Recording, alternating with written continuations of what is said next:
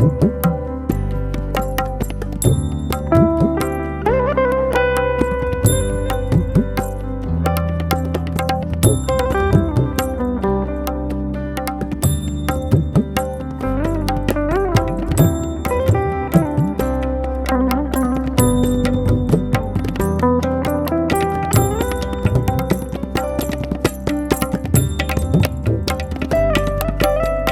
साईराम।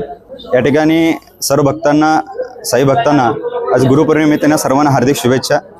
आज गुरुपौर्णिमेनिमित्त दिनचर्या असा आहे की सकाळी बाबांचे महाअभिषेक या ठिकाणी केलं जातं 7 वाजता, तसेच माध्यान्ह आरती 12 वाजता या ठिकाणी संपन्न केलं जातं। तदनंतर महाप्रसाद या ठिकाणी आयोजित केला जातं सर्व भक्तांना।